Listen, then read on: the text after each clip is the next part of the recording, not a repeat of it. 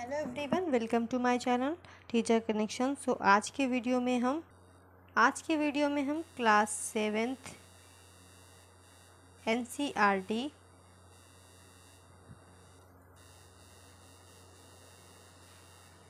Chapter first discuss करेंगे। तो आज हमारा चैप्टर फर्स्ट का पार्ट 2 रहेगा। पार्ट हम उसके आगे के टॉपिक डिस्कस करेंगे। तो चलिए देखते हैं आज का हमारा टॉपिक क्या होने वाला है।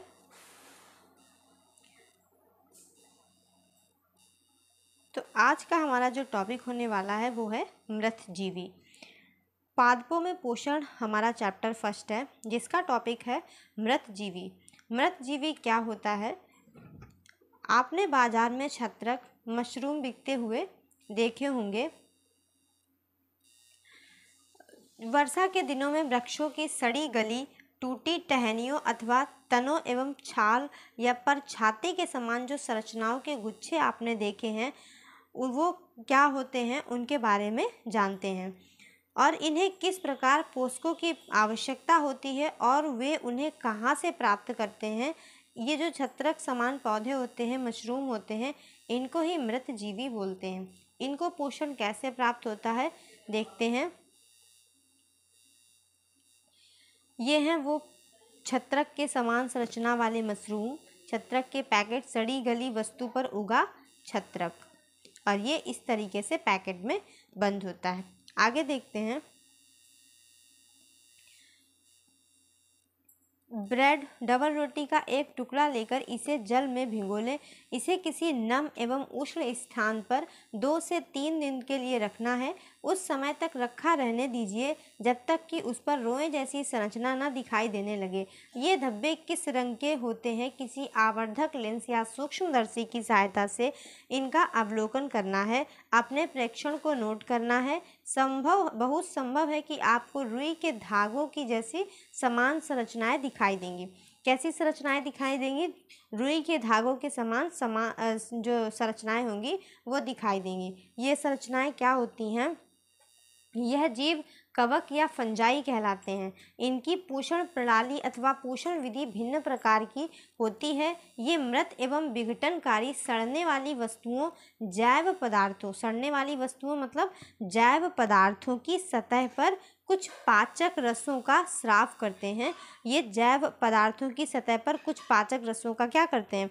श्राव करते हैं और उसे साधारण या विलेय के रूप में परिवर्तित कर देते हैं। उसे साधारण या विलेय के रूप में परिवर्तित कर देते हैं। तत्पश्चात वे इस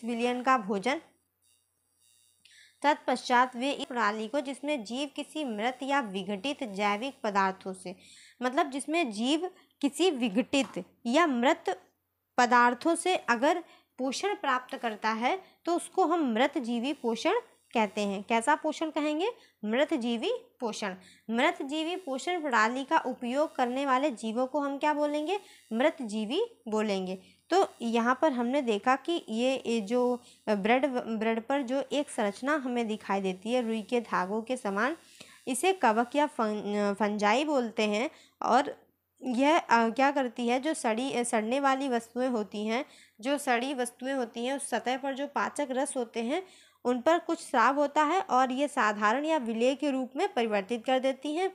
इसके पश्चात ये उस विलयन का भोजन होता है उसे अवशोषण कर लेती हैं और उससे ये अपना पोषण प्राप्त करती हैं। तो इस प्रकार का जो ये पोषण होता है, विघटित होकर के जैविक पदार्थों से जो पोषक तत्व प्राप्त करते हैं उसको मृतजीवी पोषण कहते हैं। और जो ये जीव पोषण को प्राप्त करते हैं उनको मृतजीवी कहते हैं। तो कवक, फंजाई अचार, चमड़े, कपड़े, अन्य पदार्थों पर भी उगते हैं। ये उन स्थानों पर भी उगते हैं जो नम एवं उष्ण हो। कवकों की वृद्धि के लिए वर्षा ऋतु सबसे अच्छी परिस्थितियां प्रदान करती है।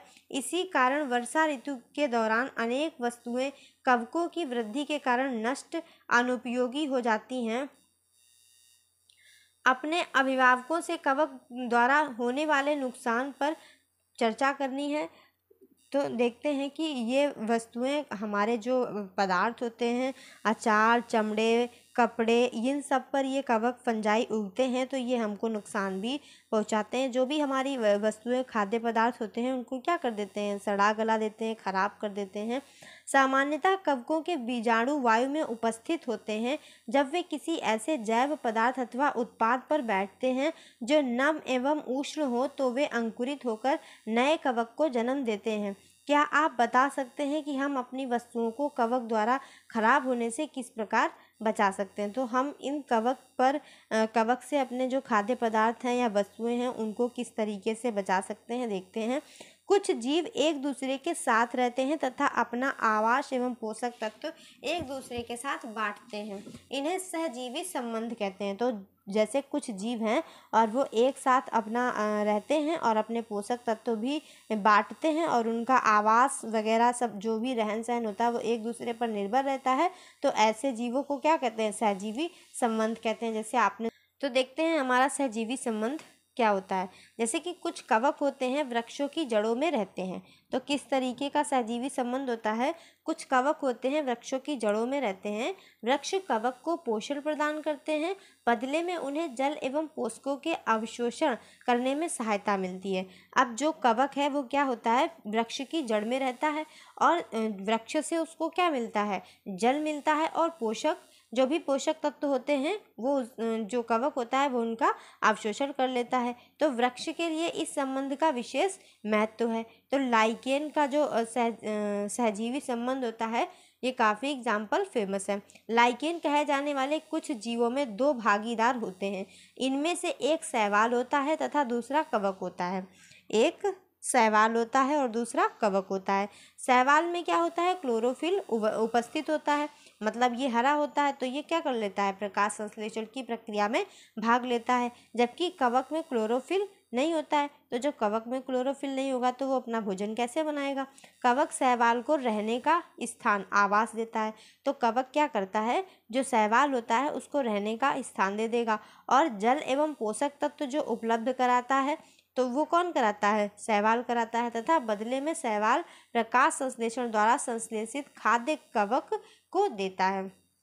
तो इससे क्या होता है, जो कवक और शैवाल है इनमें क्या है, एक सहजीवी संबंध है।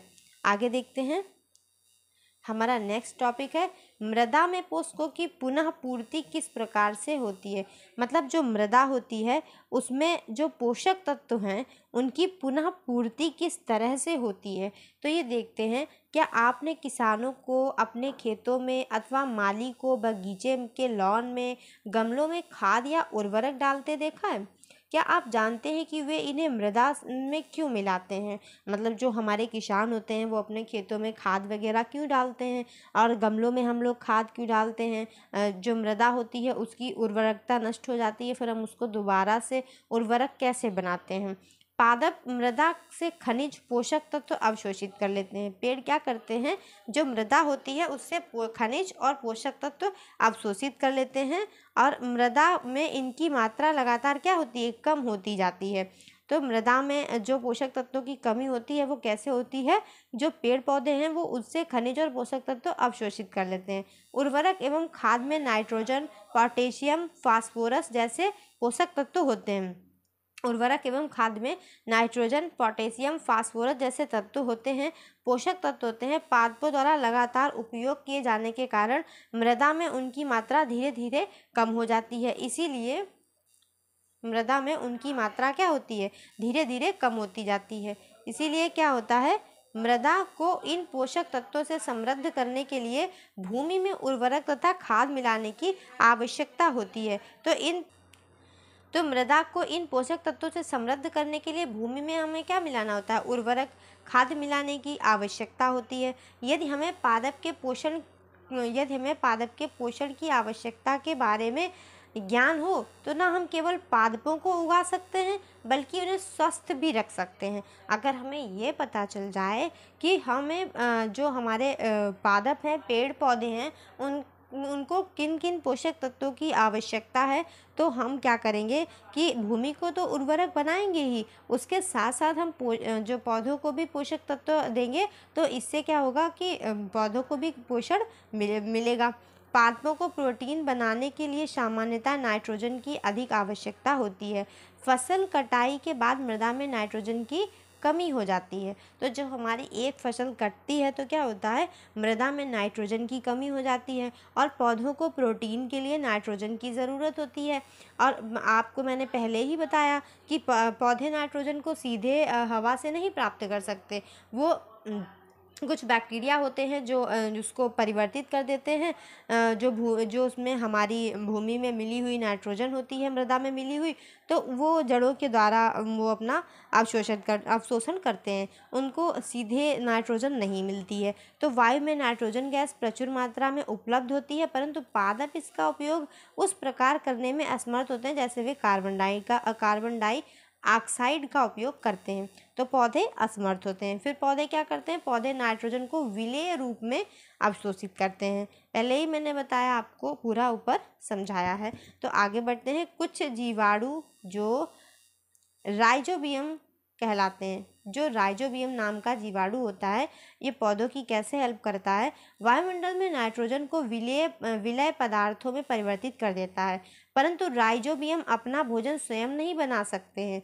ये चना, मटर, मूंग, सेम तथा अन्य फलीदार पादपों की जड़ों में रहते हैं। जो भी हमारी फलीदार अनाज होता है, जैसे कि चना है, मटर है, मूंग है, ये जो हमारी फलियां होती हैं, इनकी जड़ों में इनके जो पौधे होते हैं, इनकी जड़ों में क्या रहता है, राइजोबियम रहता है। क्योंकि राइजोबियम भी सीधे अपना भोजन नहीं बना सकता है, तो तथा उन्हें नाइट्रोजन की आपूर्ति करने में सहायता करता है। अधिकतर दालें फलीदार पादपों से प्राप्त होती हैं। इसके बदले पादप राइजोबियम जीवाणु को आवास, खाद्य प्रदान करते हैं, अतः उनमें सहजीवी संबंध होता है।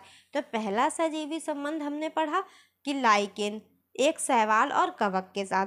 दूसरा सहजीवी संबंध हमने किसके साथ पढ़ा, दूसरा सहजीवी संबंध हमने पढ़ा फलीदार पौधों और राइजोबियम जीवाणु के साथ। तो अब हम आगे देखते हैं, इस संबंध का किसानों के लिए कैसा महत्व है, विशेष महत्व है। दालों की जो फसलें हैं, उनके लिए मृदा में नाइट्रोजनी उर्वरक देने की आवश्यकता नहीं पड़ती है। जो हमारी दालें होती हैं, उनको हम जो नाइट्रोजनी उर्वरक है उनको देने की आवश्यकता नहीं पड़ती है, क्योंकि वो तो राइजोबियम पहले से ही पूरा कर रहा है। यही नहीं, दाल की जो फसल उगाने के बाद अगली फसल के लिए भी सामान्यतः उर्वरकों की आवश्यकता नहीं होती है। तो इस तरीके से हमने पढ़ा कि राइजोबियम कैसे हमारी मदद करता है। राइजोबियम और जो फलीदार पौधे हैं उनके बीच कैसे सहजीवी संबंध होता है। तो अधिकतर पादप स्वपोषी होते हैं, परंतु बहुत कम पादप हैं जो अन्य पोषण प्रणाली को भी अपनाते हैं, जैसे कि परजीवी एवं मृतजीवी।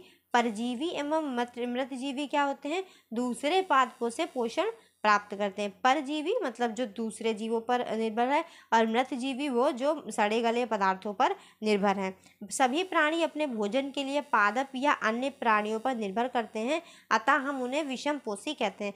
अब थर्ड कैटेगरी है जो और इन सब पर जो डिपेंड करते हैं, जो सभी प्राणी है भोजन के लिए जो पादप या अन्य प्राणियों पर निर्भर करते हैं, उनको हम विषमपोषी कहते हैं। जो विषमपोषी के रूप में भी समूहीकृत किया गया है। क्या हम कह सकते हैं कि कीटभक्षी पौधे आंशिक विषमपोषी हैं, क्योंकि वो भी पूरी तरह से किसी पर निर्भर भी नहीं है, और वो अपना जो भोजन है वो कीटों को जो उनको ज़रूरत होती है उससे वो पिचर प्लांट क्या करता है, कीड़ों को खाता है। मतलब जो कीड़े होते हैं वो उसकी सतह पर बैठ जाते हैं और फिर वो उसमें आसानी से अंदर उनको ट्रैप कर लेता है और वो कीड़े जो है समाप्त हो जाते हैं। तो इस तरीके से हमारा जो ये चैप्टर था ये फिनिश होता है। इस चैप्टर में समरी है ही नहीं, तो हम समरी नेक्स्ट चैप्टर से पढ़ेंगे। तो ये हमारा चैप्टर फर्स्ट पादपों में पोषण कंप्लीट होता है। अब हम आगे के चैप्टर देखेंगे। ये हमारा पार्ट 2 था। अगर आपने पार्ट 1 नहीं देखा है तो आपको वीडियो का लिंक डिस्क्रिप्शन बॉक्स में मिल जाएगा, वहाँ से आप देख सकते हैं। बहुत ही अच्छे से डिटेल में हमने सारे टॉपिक को डिस्कस किया है। तो हमारे सारे टॉपिक अब कंप्लीट होते हैं। मिलते हैं chapter 2 class 7th NCERT science. Thanks for watching.